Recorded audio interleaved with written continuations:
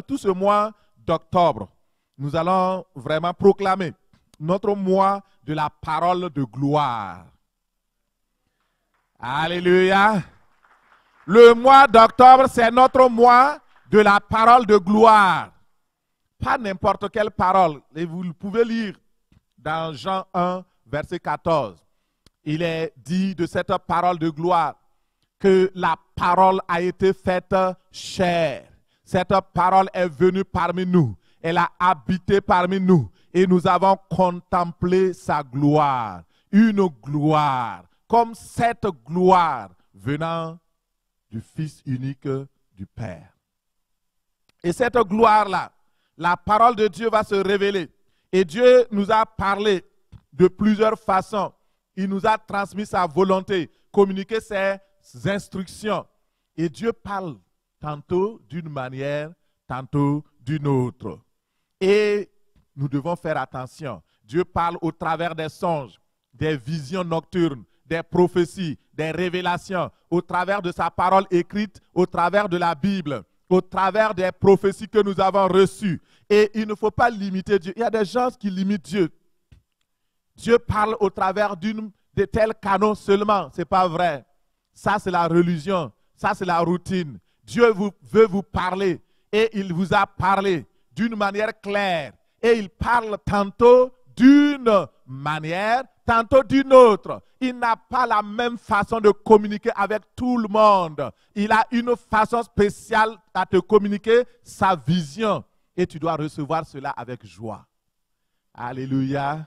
Et quand il parle, alors il veut que les gens, il veut des auditeurs, des personnes qui écoutent.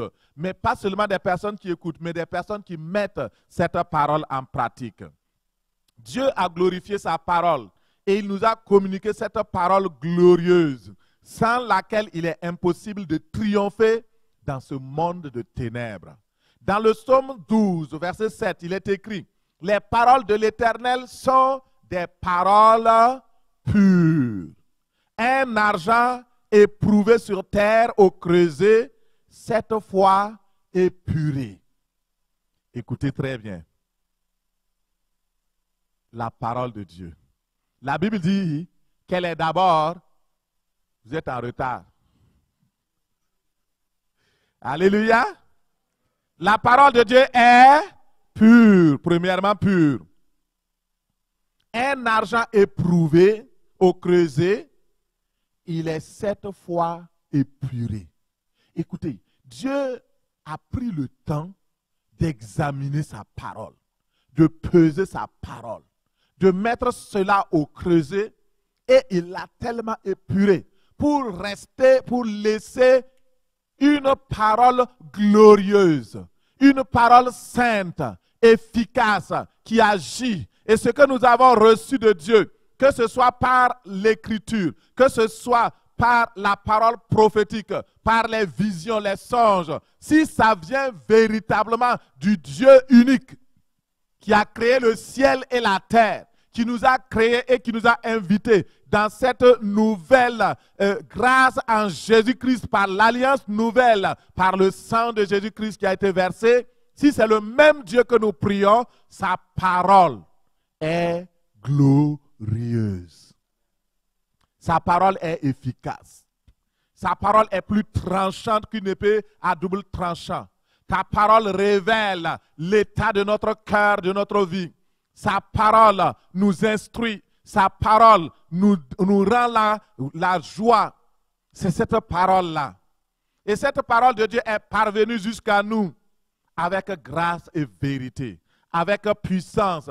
Et ce mois d'octobre, nous allons proclamer cette parole de gloire. Si vous entendez parole de gloire, ne soyez pas étonnés. Alléluia. Parce que la parole de Dieu est une parole de gloire. Les paroles que Dieu nous a communiquées pendant le séminaire, c'est des paroles de gloire, de puissance, remplies d'esprit et de vie. Le prophète Ésaïe témoignait cette réalité quand il disait dans Ésaïe 55, verset 11, il dit: « Ainsi en est-il de ma parole, de la parole qui sort de ma bouche. Elle ne retourne point à moi sans effet, sans avoir exécuté ma volonté et accompli mes desseins, Dis l'Éternel, alléluia. Dis alléluia. Alléluia, amen. Le Seigneur dit que sa parole est puissante. Elle vient. Dans Ésaïe 55, verset 10, lisons, je vais commencer par Ésaïe 55, 10. Les 5 grâces, les 5 grandes bénédictions de la parole. Il y a une grâce exceptionnelle sur la parole de puissance. Dieu commence par décrire. Il dit comme la pluie, comme la neige, ne tombe pas, descendent des cieux. Dieu compare sa parole à la pluie, il compare sa parole à la neige qui descend du ciel. La parole de Dieu descend du ciel. C'est la véritable parole de Dieu qui descend du ciel.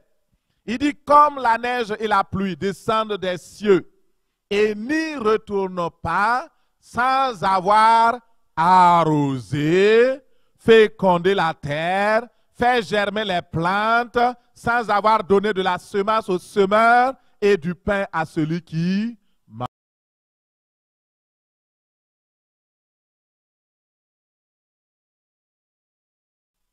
Nous avons senti cette fraîcheur de la parole qui est venue comme une pluie douce. Et féconder la terre. La terre, c'est ton cœur. La terre, c'est ta vie. La terre, c'est toi, c'est ta vie, c'est ton cœur. Et la parole de Dieu est venue féconder ton cœur.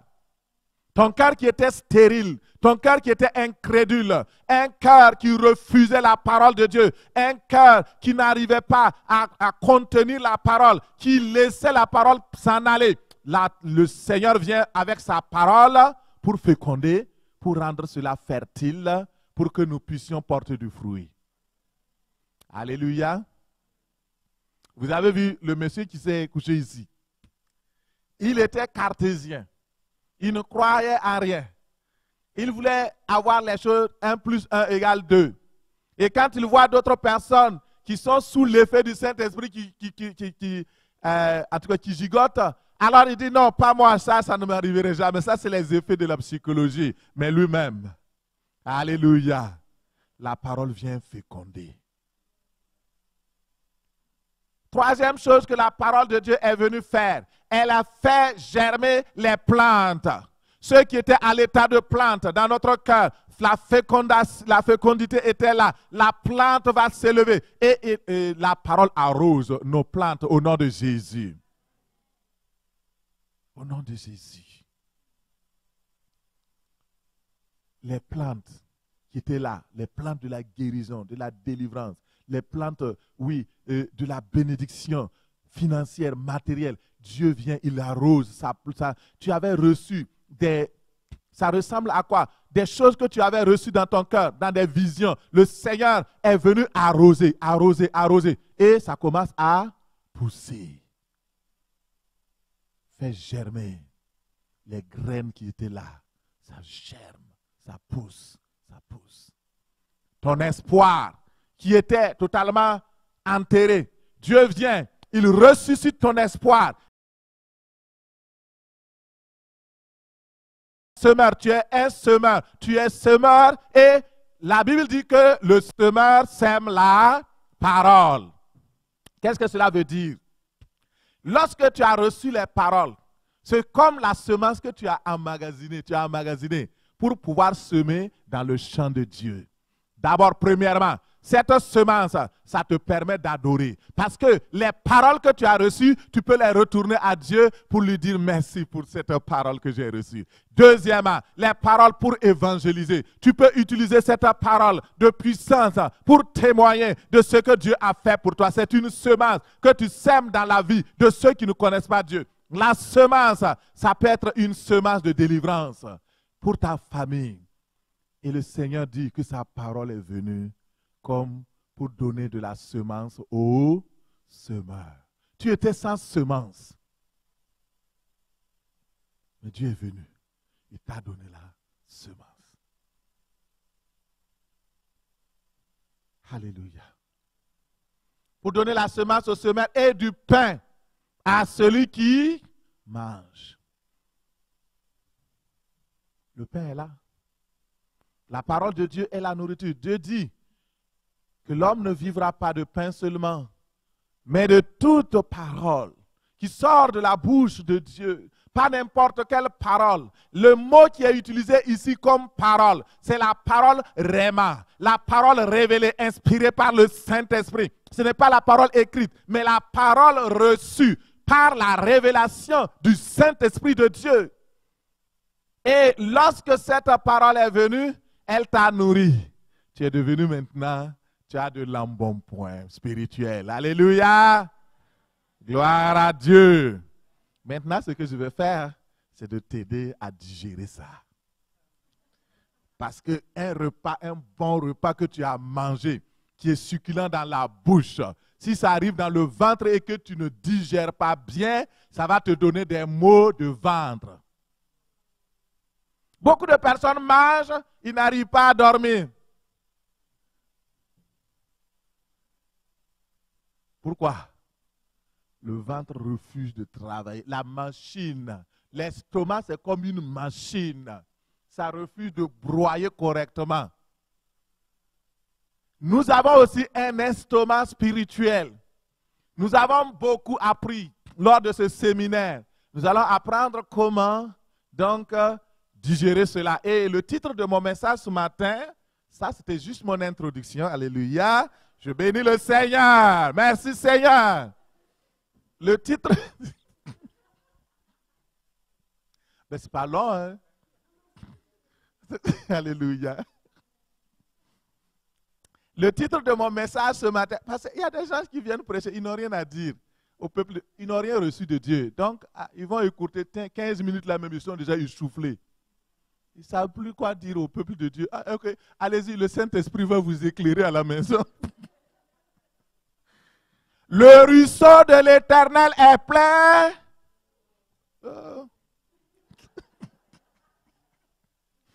À votre connaissance de la parole de Dieu, là, il faut lire, il faut réviser. Hein. Le ruisseau de Dieu est plein d'eau. Ah, c'est écrit dans la Bible. Hein? Moi, je vais au ruisseau de Dieu, c'est plein d'eau. J'en prends tout ce que je peux. Tout ce qu'il me donne, je porte et je viens déverser sur le peuple de Dieu. Alléluia! Le ruisseau de Dieu est plein d'eau. Ah, il y a des gens qui n'ont pas encore trouvé ça. Psaume 65. Alléluia. Prendre à cœur la parole. Voici le message d'aujourd'hui. Prendre à cœur la parole. Prendre à cœur la parole de Dieu. Que ce soit la parole prophétique, la parole révélée, la parole écrite, la parole, la vision, toute révélation que Dieu nous donne, nous devons prendre à cœur la parole. C'est tellement important. Prendre à cœur la parole de Dieu. Et nous allons voir. Prendre à cœur, premièrement, nous avons 5 points. Juste 5 points, ce n'est pas beaucoup. Alors, donc le premier point que nous prenons rapidement, prendre à cœur la parole prophétique et les visions. Nous avons reçu une parole prophétique, nous avons reçu une vision. Lors de ce séminaire, Dieu nous a parlé d'une manière ou d'une autre. Nous devons prendre à cœur ce que nous avons reçu. C'est tellement important. Dans 1 Chronique 28:8, il dit, « Maintenant, aux yeux de tout Israël, de l'assemblée de l'Éternel, et en présence de notre Dieu, qui vous entend, observez et prenez à cœur tous les commandements de l'Éternel, votre Dieu, afin que vous possédiez ce beau pays et que vous le laissiez en héritage à vos fils après vous, à perpétuité. » Parole du Seigneur. Il dit, voilà, devant Dieu, prenez à cœur la parole. Pourquoi nous devons prendre à cœur la parole de Dieu? Parce que c'est cette parole qui va nous donner de posséder ce bon pays. Qu'est-ce que cela veut dire? D'évangéliser et de gagner le Québec pour Jésus-Christ. D'évangéliser et de gagner le Canada pour Jésus-Christ. Quand on parle de ça, gagner le Québec pour Christ, il y a des incrédules, il y a des gens qui ne croient pas à ça. Ils disent, ah non, non, non, ils sont trop durs, on ne pourra pas les gagner. Mon ami, et détrompe-toi, parce que Dieu est Dieu. Il n'est pas un homme Ninive était plus incrédule que le Québec. Sodome et Gomorrhe étaient plus incrédules que le Québec. Jéricho était barricadé, plus barricadé que le Québec. Mais quand le Dieu, l'Éternel des armées, le Créateur du ciel et de la terre, celui qui fait trembler l'enfer, celui qui est le triomphateur de toutes choses, lorsqu'il est descendu et il a commencé à opérer, les cœurs ont fléchi. Alléluia. Personnellement, si le jour où je cesse de croire que le Québec peut être sauvé, je prends mes bagages, je prends toute ma famille. Si ma femme ne veut pas rentrer avec moi, elle reste avec les enfants, mais moi je retourne au pays parce qu'on vit mieux là-bas. On est mieux considéré là-bas.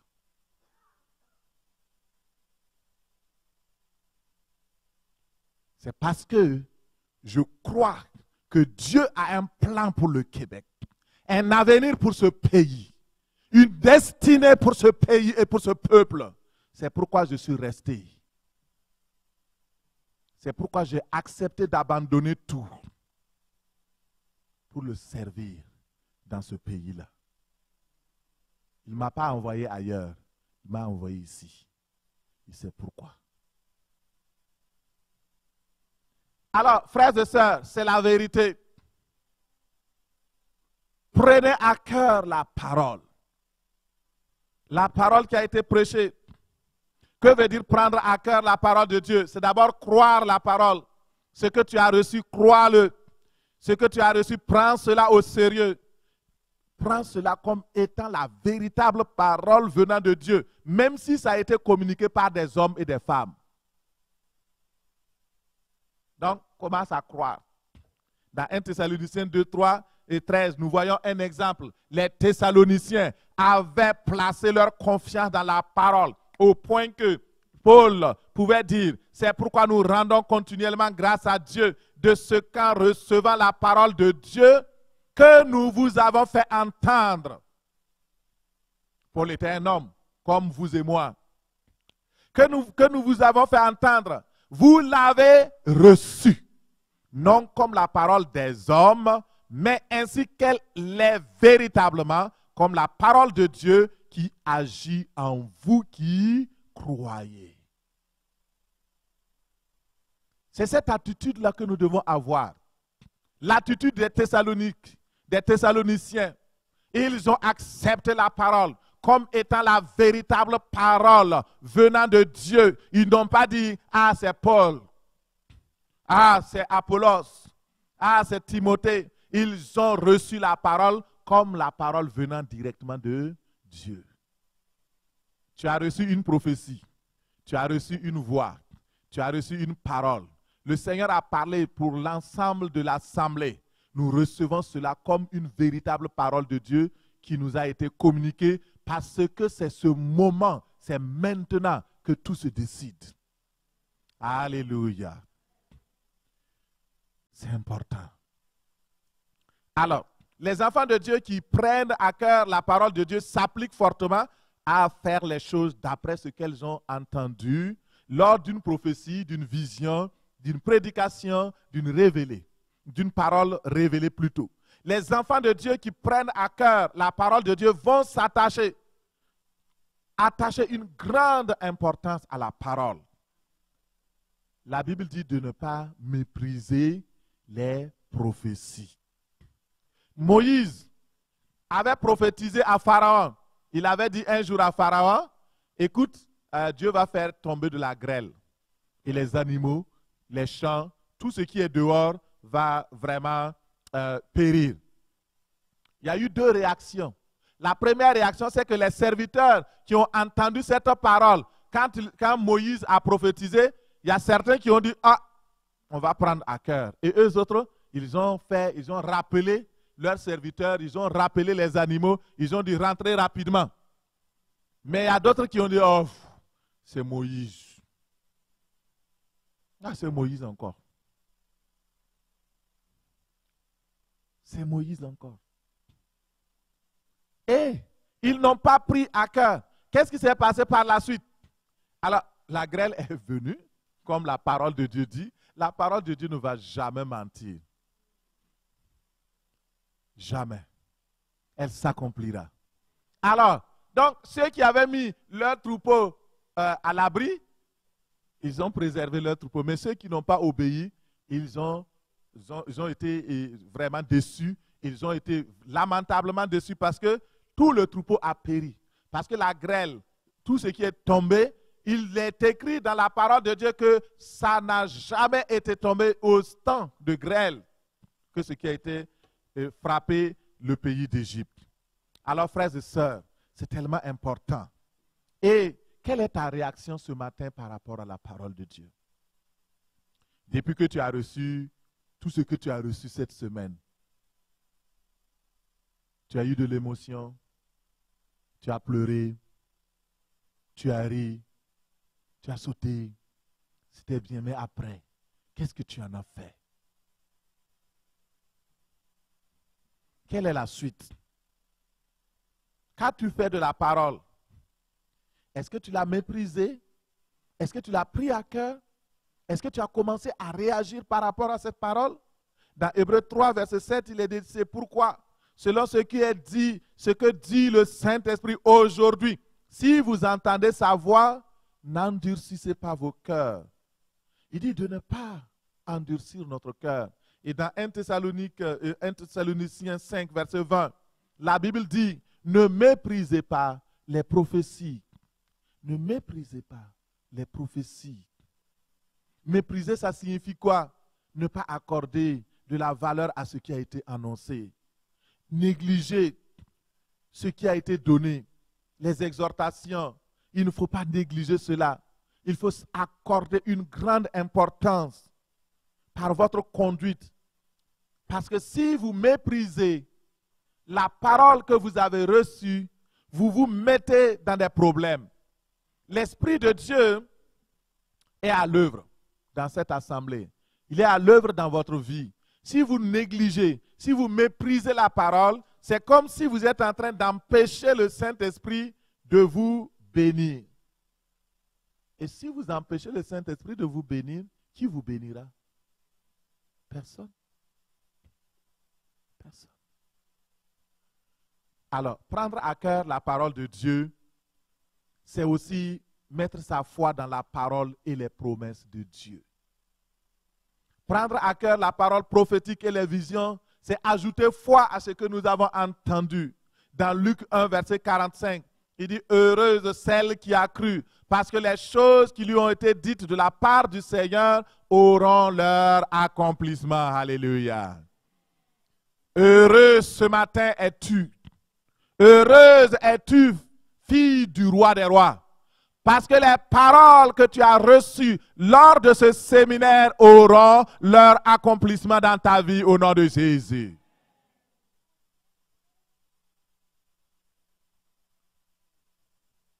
C'est cette foi-là que nous devons avoir. Indépendamment des circonstances. Peut-être quand tu es reparti à la maison, ta douleur a augmenté. Dieu dit non, ne regarde pas à ça. Ma parole s'accomplira. Peut-être quand tu es reparti à la maison, la situation est devenue même pire. Et tout autour de toi a commencé à sombrer. Mais le Seigneur a parlé, il a dit, je suis avec toi. Tu ne seras pas déçu. La parole s'accomplira. Car si elle tarde, attends-la. C'est ça.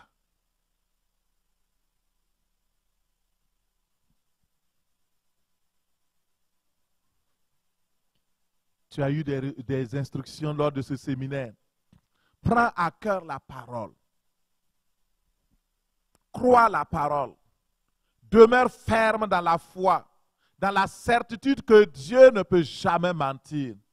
Ce qu'il a dit, il le fera. Il le fera. Demeure ferme dans cette certitude-là. Demeure ferme. Simplement ferme. Au nom de Jésus. La deuxième chose que nous devons faire, c'est de rendre grâce à Dieu pour sa parole. Lorsque nous avons reçu la parole, nous avons cru la parole, nous avons reçu cette parole-là, nous avons pris cela à cœur, les prophéties, nous avons ajouté de la foi Alors, mon frère et ma sœur, c'est plutôt la troisième chose que nous devons faire. C'est de rendre grâce à Dieu pour sa parole et ses révélations. C'est tellement important. Lorsque vous êtes reconnaissant à Dieu pour ce qu'il fait, pour ce qu'il a dit, il l'accomplit.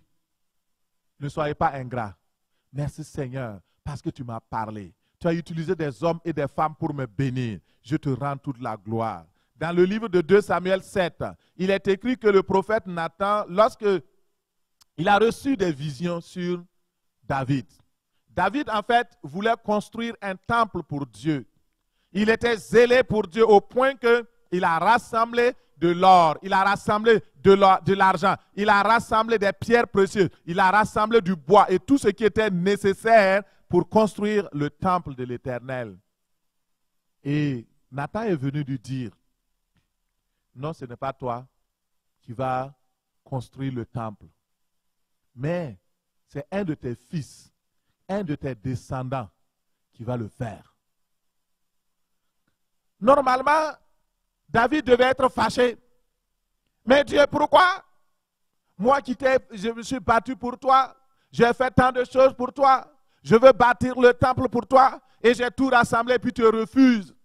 Mais non, David n'a pas eu cette attitude-là. Au contraire, il est parti dans la présence de Dieu. Et il a commencé. Ah, vous êtes en train de projeter mon brouillon, hein? Arrêtez-moi ça. Mettez seulement les versets. Alléluia. Parce qu'il y a des fautes d'orthographe et autres. Donc, ça, c'est juste mon brouillon, ma préparation. Alléluia. Alors, Nathan, le prophète, il a dit à David, non, si tu as eu à cœur, c'est une bonne chose d'avoir à cœur de faire de l'œuvre de Dieu. Mais ce n'est pas toi que Dieu a destiné pour cette affaire. Et David, sa réaction a été favorable. Il a cru dans la prophétie qui a été rapportée. Il a pris à cœur la parole prophétique, les visions, les instructions de Dieu. Et à la suite de cela, quand nous regardons dans le verset 18 de 2 Samuel 7, le roi alla se présenter devant l'Éternel et pour lui rendre grâce en disant, regardez, quand il a eu ça, il a dit, qui suis-je, Seigneur éternel, et quelle est ma maison, pour que tu m'aies fait parvenir où je suis? C'est encore peu de choses à tes yeux. Seigneur éternel, tu parles ainsi de la maison de ton serviteur pour les temps à venir. Et tu daignes instruire un homme de ces choses. Seigneur éternel, que pourrais-je te dire de plus, David? Tu connais ton serviteur. Seigneur éternel, à cause de ta parole et selon ton cœur, tu as fait toutes ces grandes choses pour les révéler à ton serviteur. Alléluia. Donc si tu ne l'as pas encore fait, après cette prédication, tu peux rester un moment dans l'église. Rends grâce à Dieu. Si tu es trop pressé, tu as quelque chose à faire, va à la maison. Mais trouve du temps dans cette journée d'aujourd'hui ou dans la semaine à venir. Mais ce qui est sûr, fais-le cette semaine plus tôt. Rends grâce à Dieu. Repasse tout ce que le Seigneur t'a donné et dis-lui merci. Merci.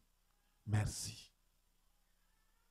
Deuxième chose que David a faite, David est passé par l'adoration. Il a commencé à adorer Dieu, pas pour les choses présentes, mais pour les choses que Dieu va accomplir dans le futur, pour les choses que Dieu va accomplir à l'avenir. Il est passé pour adorer Dieu, pour ses paroles, ses promesses, ses révélations.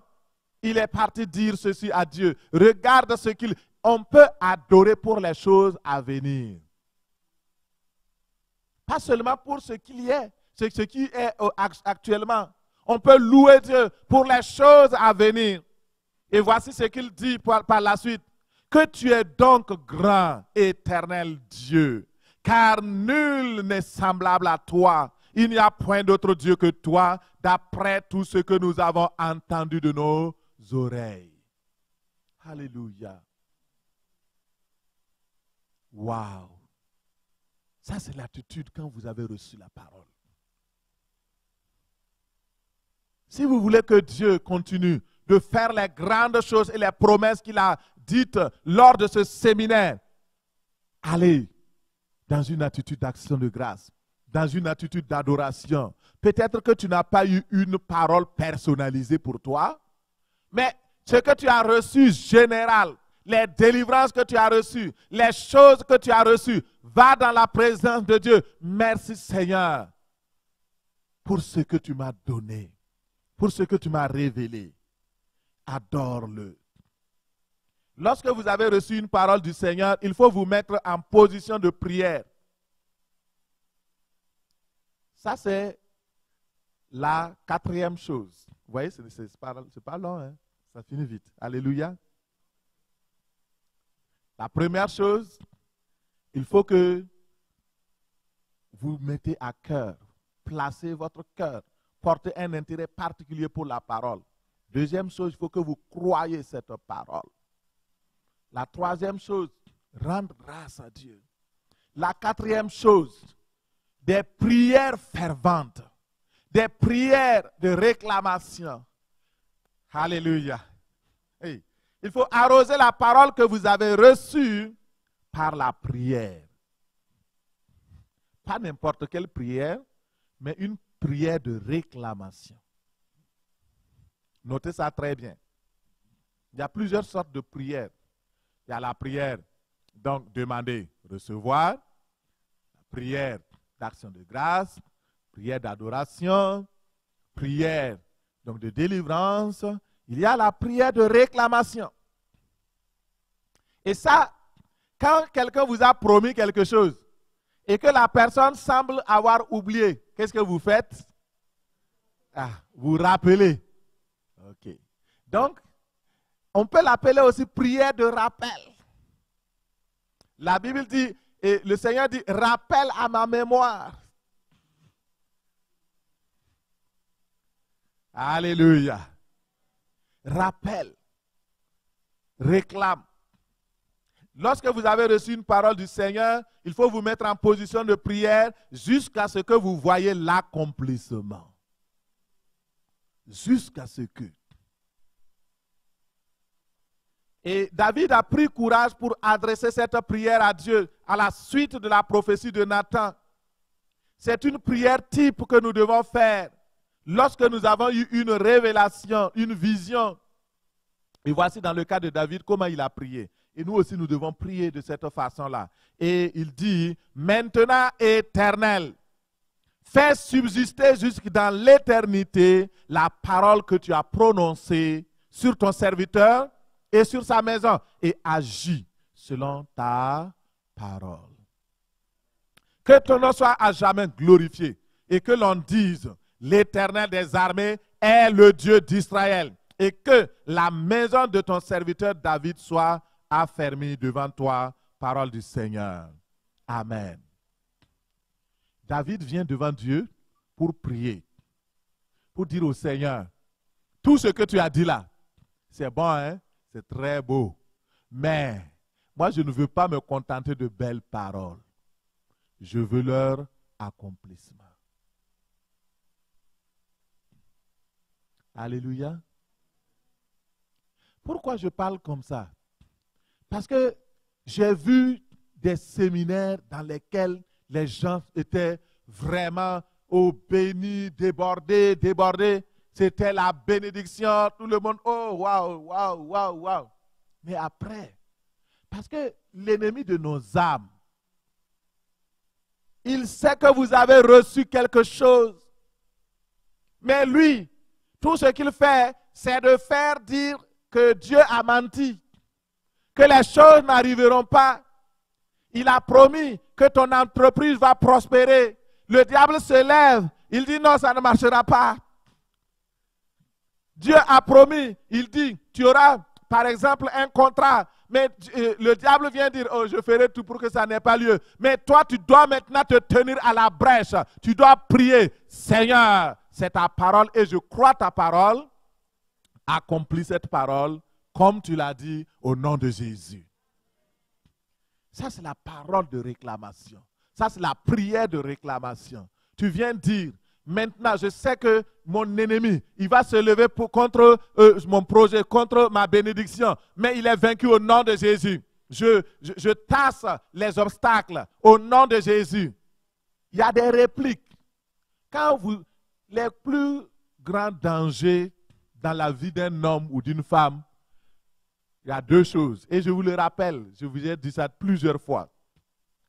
Le plus grand danger, c'est quand vous êtes dans une extrême tristesse. Vous pouvez parler comme vous voulez, parler mal, faire des choses. Ça, c'est le plus grand danger. Le plus grand danger, la deuxième, c'est quand vous êtes dans une profonde joie, dans une grande victoire.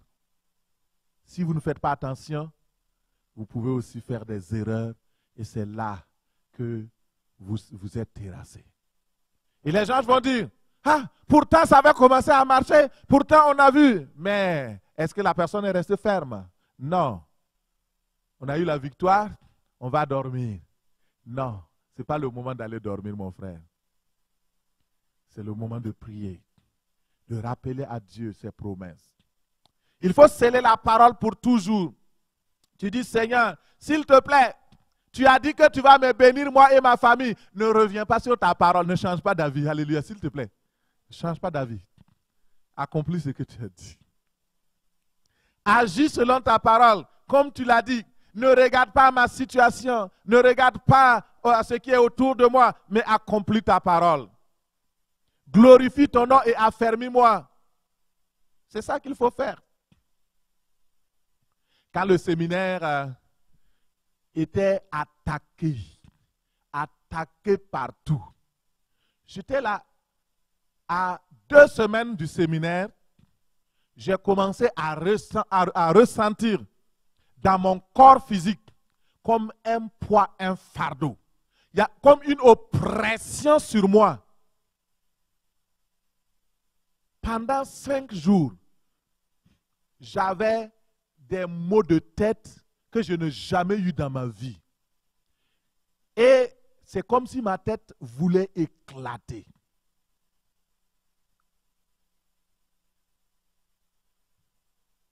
Je ne savais pas quoi faire. Et je mets de l'eau fraîche dessus. Ça c'est comme si on tapait un marteau sur la tête.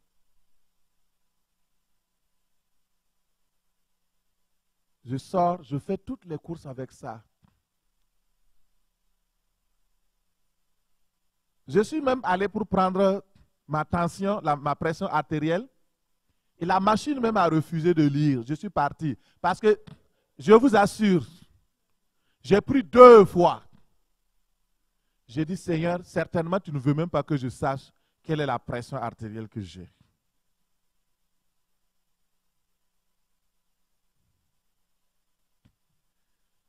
Frères et sœurs, et pendant que j'étais attaqué, pendant que j'étais faible, parce que même si je me mets à genoux pour prier, la tête me rappelle, c'est comme si on tapait. Je dis, Seigneur, c'est quoi le problème? Je prie pour les gens s'ils sont guéris. Je dis, mais c'est quoi le problème? Je ne comprends rien. Et je vais, alors, c'est là que les mauvaises nouvelles maintenant commencent. Vous voyez, le diable prépare le terrain. Quand il sait maintenant que tu es faible, tu ne peux même plus prier, tu ne peux rien faire. Alors on dit, ah oui, il y a un changement. Alors, dans tout le Québec, les lieux de rassemblement de culte, on va vous classer comme des restaurants, comme des bars. Je me suis levé, je me suis fâché. J'étais fâché contre le diable, pas contre quelqu'un. Et j'ai dit non, ça ne peut pas se faire. On a commencé. Même pour écrire la lettre au ministre, c'était difficile. Parce que si nous ne racontons pas comme ça, les gens croient que tout est facile. Oh, pasteur Mathieu, là, il y a des gens qui passent leur temps. J'ai appelé pasteur, ça fait 1 heure, il ne m'a même pas encore appelé. Je lui ai écrit, ça fait 2 jours, il ne m'a pas répondu. Mon frère, tu sais ce que je vis? Tu ne sais pas. Tu ne sais pas. Si je te mets un petit 10e de mon fardeau que je porte, Tu vas fuir même l'église. Mon ami. Alors, on m'appelle de Trois-Rivières. Pasteur, ça ne va pas. On est attaqué. Ah, le séminaire là, nous avons reçu. Il y a telle affaire. Il y a telle sorcière qui attaque la réunion. Il y a tel. Ok. Demain, le lendemain, j'appelle, j'entends l'apôtre qui m'appelle. Ah non, ça ne va pas. On va annuler le séminaire parce que j'avais un autre programme. J'ai dit, le programme a été fixé, ça va se tenir au nom de Jésus. Il y a certaines choses, je n'ose même pas vous partager ça pour que vous priez. Parce que vous-même, vous allez me décourager par votre incrédulité. Souvent, je garde et puis je prie. Je sais. Il y a quelques gens seulement à qui j'ai parlé de ça. Et le Seigneur Jésus s'entourait de qui? De Jacques, de Jean et puis de Pierre. Les autres là, il les laisse là-bas. Bon, gardez les affaires. Ce n'est pas méchant. Mais après, on voit les résultats. Ça s'est passé. Après, on prie. On est venu avec le sujet.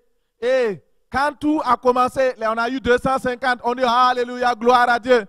Le consul de France appelle l'apôtre Marcel. Il lui dit, on a appris que tu es venu ici pour faire une conférence.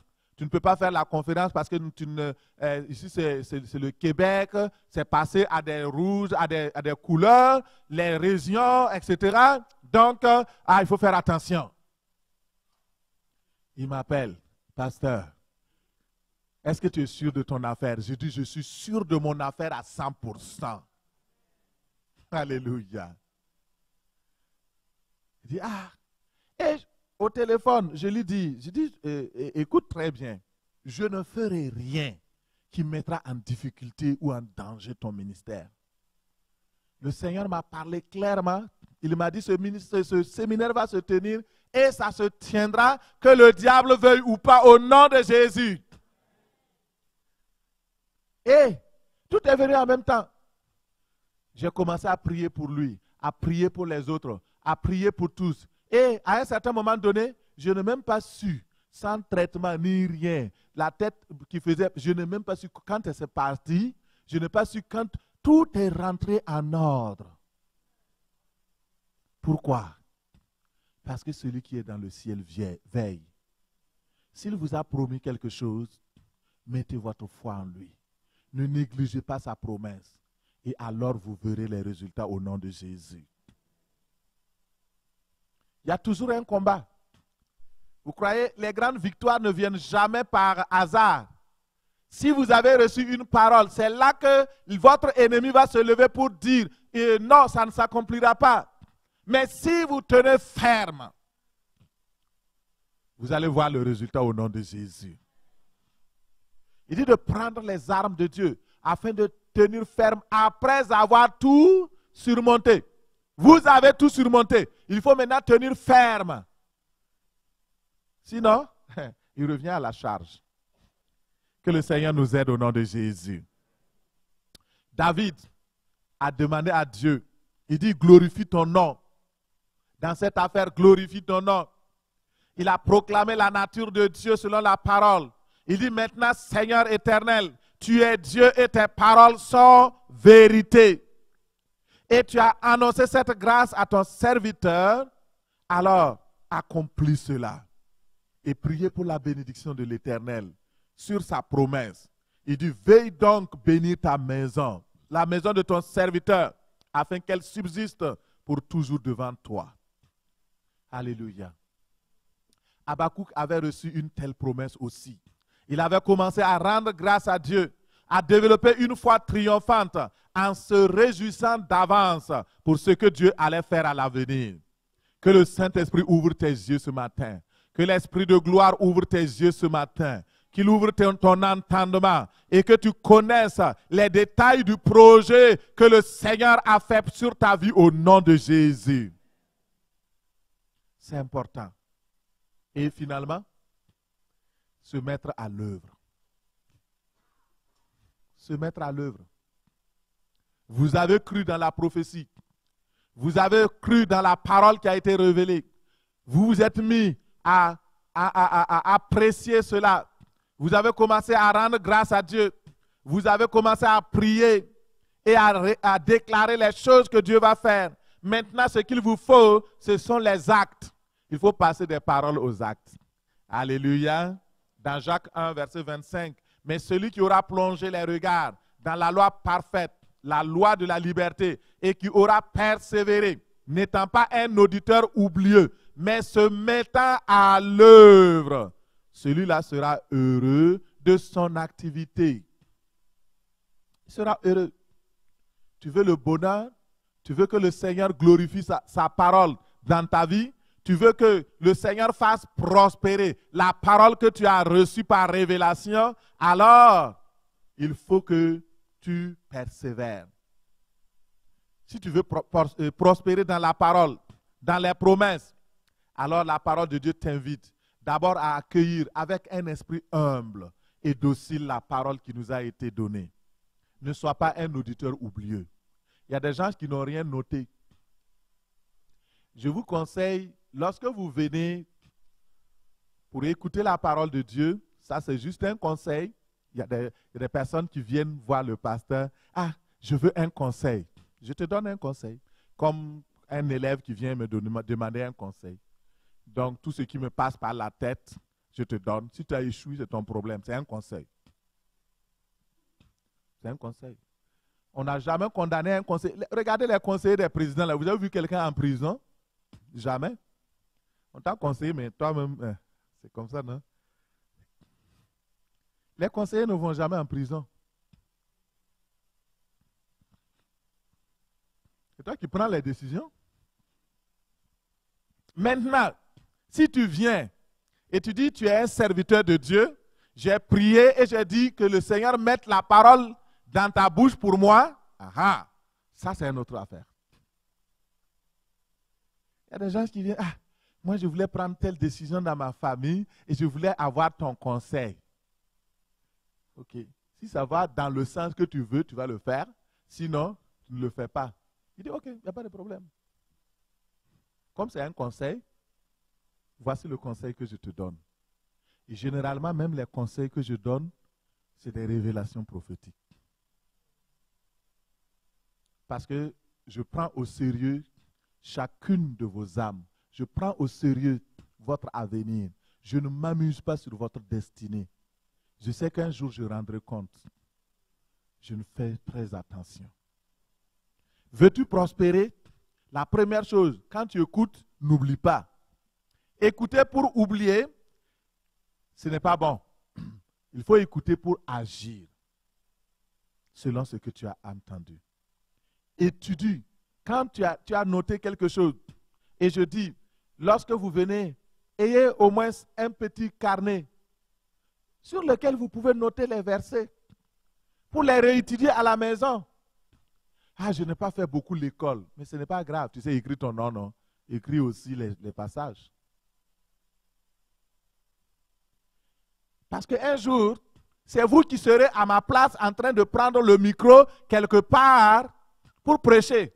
Mais si vous n'avez pas une base, qu'est-ce que vous allez dire aux gens? Et vous pouvez aussi réinventer la roue, il n'y a pas de problème. Mais les sages ne réinventent pas la roue. Ils perfectionnent la roue, ils l'améliorent. Dieu vous a fait grâce d'avoir une base, un fondement bâti sur le roc Jésus-Christ qui est la vérité. Bâtissez dessus. Au nom de Jésus. Ça, c'était une parenthèse bien fermée. Alors, étudiez la parole, méditez les promesses, vivez la parole, demeurez fidèlement attachés à cette parole, obéissez à cette parole. Le Seigneur avait dit à Josué que ce livre de la loi ne s'éloigne point de ta bouche. Médite cette loi-là, nuit et jour, afin d'y appliquer ton cœur. C'est alors que tu réussiras, c'est alors que tu auras du succès. Voulez-vous avoir le succès? alors mettez en pratique la parole. Ne vous bornez pas à l'écouter. Ne dites pas, ah, Dieu est souverain, tout ce qu'on a dit sur moi, ça va s'accomplir, même si je ne fais rien, ce n'est pas vrai. Tu dois faire quelque chose. David s'est mis à l'œuvre quand il a entendu les paroles du prophète Nathan. La première chose, il est parti dans la présence de Dieu, dans le temple. Il a commencé à adorer. Que faut-il faire? La première chose, pour résumer tout ce que je vous ai enseigné ce matin, c'est vous rappeler les promesses de Dieu. Rappelez-vous les prophéties qui ont été dites sur vous. En Luc 2, verset 19, la parole de Dieu dit, Marie gardait toutes ces choses et les repassait dans son cœur. Elle gardait toutes ces choses. Les révélations sur Jésus, elle les gardait, elle les repassait, elle les repassait. Et alors, deuxième chose que vous devez faire, c'est de vous attendre avec foi et patience l'accomplissement de ce que vous avez reçu. Dans Habakkuk 2, verset 3, il est écrit, car c'est une prophétie dont le temps est déjà fixé. Elle marche vers son terme et elle ne mentira pas. Si elle tarde, attends-la, car elle s'accomplira certainement. Voici ce que je voulais vous apporter ce matin. Et c'est de tout cœur, parce qu'on n'organise pas les séminaires pour rien. C'est pour qu'il y ait des résultats. Et pour qu'il y ait des résultats, il y a un temps de préparation, un temps de production et un temps de suivi. Et ce temps de suivi, c'est un temps très important. Si vous ratez cette partie, de ne pas pouvoir réussir. Et que ce soit dans une famille, avant le mariage, c'est important. Pendant le mariage, c'est important. Après le mariage, c'est une autre affaire. Mais tout ce qui se vit après le mariage, c'est ça qui est plus important. N'est-ce pas? C'est pourquoi souvent je dis aux gens, c'est inutile de préparer de grandes choses. Tu donnes aux gens à manger, ils vont boire et tout. Après, tu vas vivre seul avec ta femme. Tu vas lui donner quoi? Ça, on appelle ça la vraie vérité.